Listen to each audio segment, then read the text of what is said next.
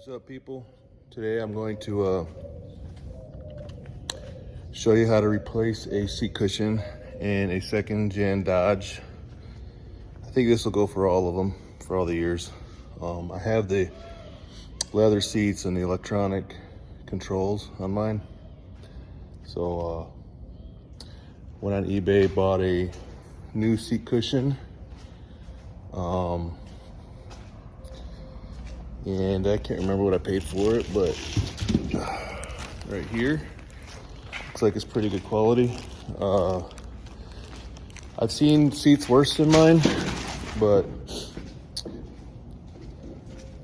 anyway, there's a few videos on this. I'll show you. Here's the size. There's 4 of these little short, sort of fine threaded bolts. Just 4 of them, and that's what holds your seat down, your seat bottom. So after you remove those 4, I'll show you where they're located. There's nothing hard about removing that bottom. But once you remove those 4 bolts, this is what happens. You see, I actually pulled that out from plastic, but you can see how this size, just from getting in and out. You know, I probably need a new cover and everything too, eventually, but for now, once you remove those 4, pops right off. Now, mine has a seat, or heated seats, so I might have a wire I have to undo. But you can see the mess under there, and you see the tabs right there. That's probably what's hanging it up right there. You can see that's where I undid the bolt. Another one on that side. One right there, and one right there. All right, so once you have it pulled up, you just kind of pull it forward, and that's where you're gonna see the, if you have heated seats, that's where you're gonna find your wiring. So we're gonna undo the seat cushion, the cover part, and we should be able to expose a harness, I'm guessing. For the removal of the cover, it's just these tabs. There's 1, 2 more, and you got 1 right there. So basically you're gonna have to pull, and then they should unhook. I'm doing this with a camera. I'm probably gonna need 2 hands. So when you guys pull this off, these little wires might come loose off this hinge. It's not a hinge, but if that's the case, just spread them out and make sure these springs are in this side, and then undo this side first. You know, pull the whole thing off, then clip them on. And what you're gonna do is you're gonna start it on one side, and you can get it by hand the first couple, but then you're gonna need to use a screwdriver to get underneath the wire over this hinge part and just work it over. You should be able to push it down and it'll click in. This last piece will be the hardest, and then just make sure that tubing is over there. You could probably even glue it if you wanted to, just to keep this wire from sliding off. But that's your support with these springs. You can see that spring's a little wore right there, so it's actually a little less stiff right there. All right, you see the old cushion here. This has just got some Velcro in it. I didn't care, because I ripped it right off, so it's stuck to the seat cover. That's what it's gonna look like. So it'll stick in there. You got a wire in there. You got these Hog Rings right here. You go through that wire, that'll hold the cushion tight. All right, one thing that I don't ever see people using is, these are what I call them Hog Rings, but they're like a netting, clips, fence clips. And I have the small ones, and people don't use the proper tool with it. They just use pliers, which is fine if it works, but these will actually scrunch them down to whatever you can set it. What you can do is you can spread them open like this, set that clip in there, and it'll hold it in place so there's no kind of concave, so it's no fumbling around, and you just squeeze it and it does that. So what we're going to do here is we got a couple in place. You're going to do it so the, you know, might not work still, but we'll try. Is you're going to stick a ring in there. I'm not going to be able to do it one-handed, but you basically get that ring coupled in there, and then you're just going to squeeze, and then that'll be it. All right, so you see I got the clip underneath, and then through the fabric portion over this wire. There's actually a wire under this coating, and I got it positioned. I don't have to fumble around, my hands off, and from there I got it set already to do that number. You squeeze it and you're done, and there you go. And that's how you clip it on. It's a lot easier to use these. They don't cost anything. You get them at your feed store, Tractor Supply or something. I don't remember what I paid for them, but bought a couple boxes of these clips, and they make them in large as well. But pretty simple tool to use, and you don't have to fumble around with pliers and chew up any fabric and things like that. But I don't know why I call them hog rings, but I just do. The fence clips, netting, they work pretty well. All right, so we got them tightened down. And then now we got those Velcro strips right here. It's actually just this strip right here. It's white. And eventually I'll have to get a new seat cover, but for now, that's just gonna lay into here. You're just basically gonna press it in. And there you have it. It's probably gonna be a little tougher to put on just because it's got more firmness to it.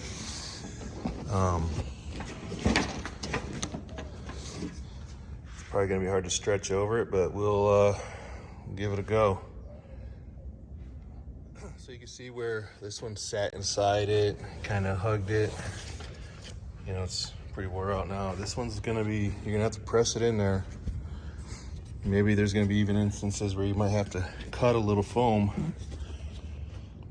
So far, I'm just gonna hope this works. I press it in. And now the hard part's gonna be stretching these tabs back over. I don't know if it, especially this back one. I don't know if it's gonna be as hard as it was pulling them off, but this one right here is pretty hard to pull off just because I didn't have any foam underneath it to press my fingers down to get underneath, because it's metal here. This part right here don't look like it's gonna be very easy. All right, these back ones were the hardest. I basically went around front, the side, these sides, and this has a nice layer in the back of foam, so just gotta push this frame while you're pulling this way, and then you just kind of rock it in and it'll go right into place. But it's on. I don't know how well those Velcro things work. I don't think they do anything. I noticed they didn't really grip or nothing. Seat's a mess still, but I know after taking a couple 20-hour straight trips, I did cut all my wires up. My seat warmers didn't work anyway. I cut them out. I don't need them. I've seen seats way worse than this. And some people will actually, I mean, it feels hollow in there. Some people actually like start putting new foam in there and they glue it in. But it's not a hard job. I literally did this in half an hour straight time, straight work. So, and then to put it in is simple. Right there, right there, right there, right there. And all they are are these 4 little bolts. They are 10 millimeter. That's it. That's the only tool you'll need for removal. Obviously you got the heated seats and stuff. Mine don't work, I don't care. I didn't use heated seats my entire life, so I grew up in Michigan, I don't need them now. So there you go. We'll put it in and I'll show you where the bolts are located after I get the seat pushed or placed back on. Now I'll show you guys the difference between the stock rings that hold it on and the ones I put on. I suppose you could reuse these, but I mean, if you mangle it up, I would just don't ruin your seat cover pulling this thing off your seat foam. Let's go buy you a little box of these. Oh, sorry, little box of these clips. Tractor Supply has them in the fence section. You know, and while you're at it, get that tool right there. Here's the part number, and I have the smalls, the 1/2 inch. Yeah, made in the USA too, and that China crap. And there's your, that's what it's gonna look like at Tractor Supply. I think that's where I got them. And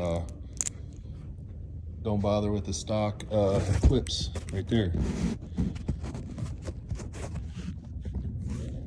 You're just gonna end up straightening them out when you rip the cushion off. And these ones are gonna be a lot stronger. Not that you need a ton of strength with that, but that's just better peace of mind. You're gonna get a better bite. All right, guys. These bolts, your seat's gonna sit on these, and this will move. See that? Now what's gonna happen is your metal part of your seat, you see it's metal, will go up against this tab here.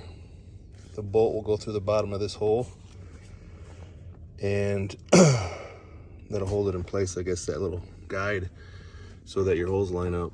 You also got them on the front, so make sure you tilt them back up. Why does it do that? I suppose you could undo one side, maybe the rear side, and tilt your seat without taking the whole seat off and be able to access all this. That's just my assumption. I have no idea why, but thinking that's why. They got something right, I guess, with these trucks. See, this is flimsy. Seats actually work though, so that's good. But there you have it. We'll get those lined up. I guess I'll get the, I don't know yet. I'll try. See, maybe the back ones first. There you have it. It's in. And now, let's see that tab. Right there. You see how it just sits in there? There's that tab. Right here, that goes up, just sits inside that, and that'll help line it up. Those back ones are a little harder to get, but you can do it by feel, just because that rear seat's in the way and it's hard to get up underneath there. But pretty easy job. If you had your everything set in place and you weren't looking for stuff, I had to look for my clips and my tool, because I haven't used it in probably a year. But you have to, if you have all your stuff in place, basically the only tool you need is your 10 millimeter socket. I just got a short extension, maybe a 4-inch ratchet. Possibly some of these wire cutters. Just depends on if your wires stay true when you pull your seat cover off. If it comes out like mine did, and you have to put those springs back on. That was the biggest pain for me, but you can do it. So get you a nice flathead screwdriver just in case that those springs come off, and that way you can bend it back over and get it inside that little, I don't know, looks like a hinge to me. And otherwise it'll be a pain. I don't have any special tools to decompress springs. And that's it. I'm gonna be driving this in a little while. Got some people on their way over right now they're gonna purchase some fruit from me. But this is why it's so, this is why the seat wears out so fast, is because, probably because like me, instead of stepping on this, I should probably step with this and then my left foot, but instead I'm jumping in like this and I'm putting all my weight on the corner of that seat. Just like I just did. But oh wow, I can't wait to drive this thing now. I can't believe I drove to Wyoming to drive this thing. I can't believe I drove it to Wyoming. I can't believe I drove it to Texas and back. Man, this is I don't know how I came out of that alive just walking, because it's a world of difference. I mean, way more different than what I was expecting, because I got to feel the cushion, the old one, and compare it and push on it. And yeah, that one seemed a little softer, but until you sit on it, it's like a brand new seat. Well, it is.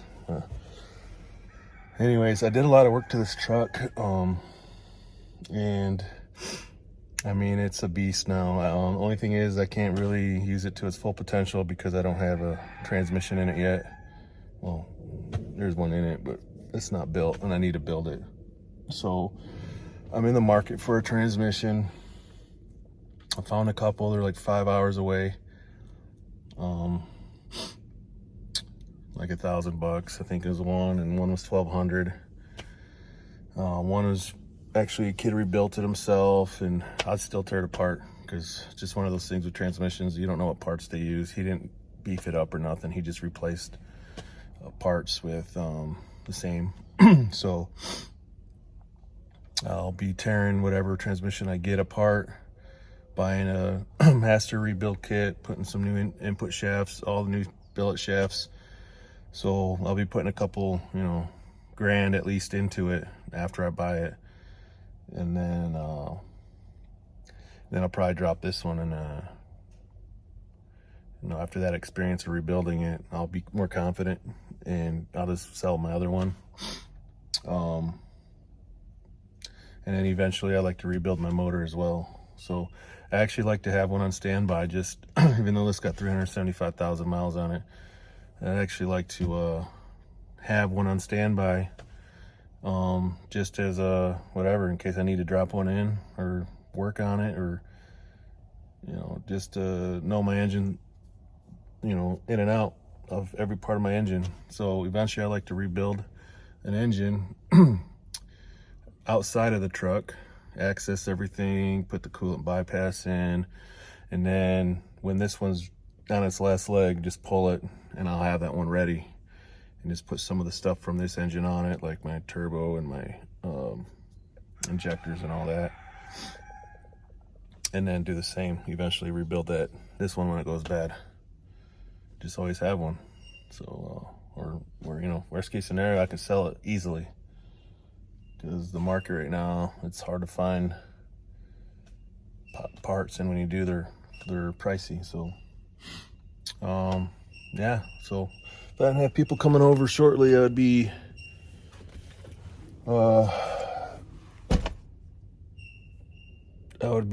taking off and going for a ride, because I actually do have some stuff I got to get done today. I got to get some feed for the chickens, and there was something else, and I'm gonna keep getting it out of my truck like I've been doing, and wear that cushion out again.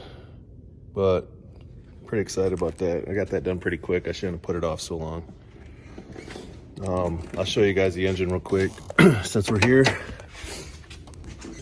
All right, so here we go. We got the stuff I did to it with that intake on there. I put the injectors in there, Ducky 150s.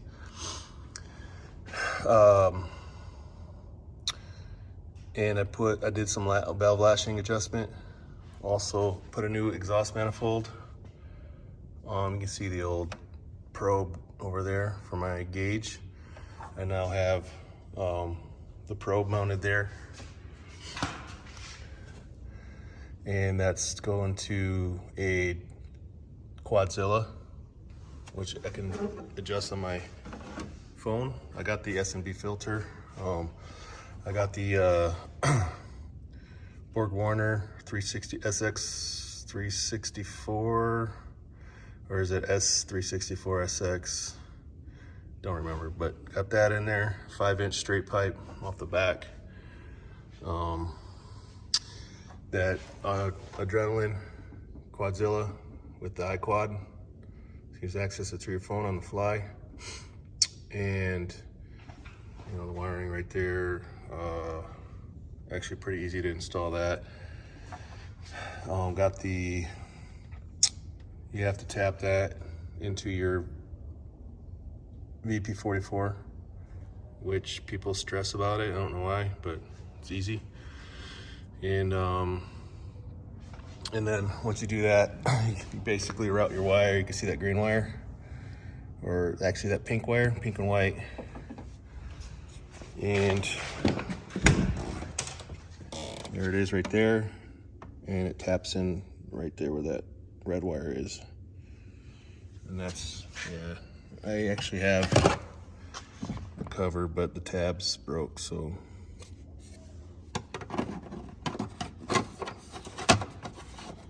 Pointless to put it in, I guess. Yeah, that's all the stuff I've done to it. So that probe gauge for the exhaust EGTs is no good anymore. But the trans is still good. I don't have my trans probe in. I also don't have my fuel pressure sensor installed yet. I'm still trying to figure out how to do it. I don't know if I'm supposed to, because I do have an air dog. So I don't know if I'm supposed to put like a T-fitting in to the pump, right to the hose. And that's where I install it. I'm just not sure how I'm gonna do it yet. So, but yeah, there's just a couple things. You gotta plug it into your map sensor, and then there's a data link that's down there. That's usually on these trucks, it'll have a cap over it. And the old cap is right here. That's more towards the front of your engine, underneath your the driver's side. Basically, you're taking this cap and you're putting in, you're tapping into that, and that's how you get it to. So it's not too hard to find. You just got to look for it. It's a factory capped wire harness. But that's all the stuff. And I'll tell you what, I installed my injectors and installed the Quadzilla, and then I went for a test drive. And so the Quadzilla has 10 levels. Anyways, the Quadzilla has 10 levels to it. And so I went off and took a test drive, and I was like, wow, this thing's got a lot of power. And little did I know about the levels and actually how to change them in the phone through the iQuad. But basically, you start your truck up, you Wi-Fi to your, if you do it once, you usually automatically do it. You open up your iQuad app, and I haven't seen a new installation video, so the old ones, the screen on the iQuad app actually looks different. So for the iOS anyways. So when I went in there, I didn't know how to change my levels. I was going through the menus, but you can actually do it on the fly. It's plus and minus. And I'll show you a little screenshot of what I'm talking about, how my levels change. And if you're driving, you can just be driving slow.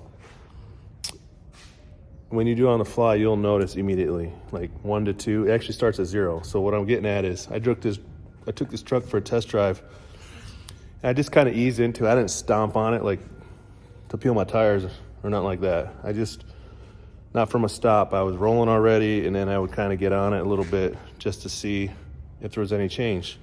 So yeah, immediately I saw I was rolling a little coal. I had some way more acceleration, power. And then I just started researching, and like that night and the next morning, and I was like, whoa. I found a video and I saw this, I can't remember his name, but guy in Canada, I think he's in Ontario. He was showing his, how he switches his levels. I was like, I didn't see that on mine because it was a different format. So I went back out to my truck and I'm like, well, I wasn't connecting. This whole time I haven't been connecting. It was connecting in that it would show the gauges and anything. Like if you had your RPM screen on, it would show your RPMs, your boost, everything would show if you had it. But I didn't see it didn't get to that screen where it says was initiating settings and all that. So I went in there, I was messing around with Wi-Fi. I connected to it and let it initialize or initiate or whatever it does. And sure enough, boom, boom, boom, I was pushing the button and it was going all the way to level 10. So I backed it down to 0. I went for a drive and totally different ball game. Like now I'm afraid for my transmission. So I can drive, I can be doing a speed limit, and if I need to get on it and just if I'm just cruising, I just want to get on it, basically just change my levels and you'll feel it right away. It's instant.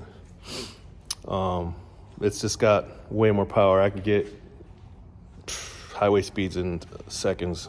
So, and that's a dually. But anyways, a little bit too much power for what I need right now, but I still want to have it, and I got it now, but I just need to get that transmission put in. Yeah, so that's all I've done to the truck. I removed the fuel tank when I installed the air dog, put the sump on the bottom. I actually removed the whole basket, the actual pump inside it. I took it out. I drilled some holes through the bottom of it so the float's still in there, the sending unit. And I just have the basket in there as an enclosure, right on top of my sump. And so there's always fuel that can go in there and let the sending unit, the float, actually register. Haven't had any problems, no leaks. I don't know what my fuel pressure is because I don't have my gauge hooked up, but everything seems to be running great. But got that power now, guys. The Adrenaline is a super easy install. It's got to remove a couple things. Get your BP44. There's like a little throttle body cover. It's 3 bolts you can remove, and then you can access the wire you need to tap. Your intake horn or whatever, that's got to be removed. And other than that, it's pretty simple, guys. So anyways, going on a rant now, but I hope you guys liked the video. I know it wasn't GoPro-ish, wasn't point of view, but that seat cushion is an easy job. Don't be intimidated by it. Don't let your ass take a beating because you're hesitant on putting a new cushion on, because I'm telling you, I wish I would have did this when I bought the truck. I bought it with a war cushion, so there you guys have it. I'll link in the description where I got it on eBay. I'll screenshot it maybe, and I'll throw it in here as a screenshot, what I paid for it. Also, what was the other thing I was gonna say? Oh, the hog rings. When I go to Tractor Supply today, I'll look up the prices on those hog rings, and I call them hog rings, whatever, I don't care. Hog rings and the pliers for it, the tool. So I'll let you know all the tools you need for it. I'll throw it in the description. And anyways, if you like this video, I know it's not the best video, but it's there for you at your disposal, to have at your disposal. But go ahead and like the video, subscribe. Go ahead and comment if you want. Ask me a question. I don't care. Criticize. It's all good.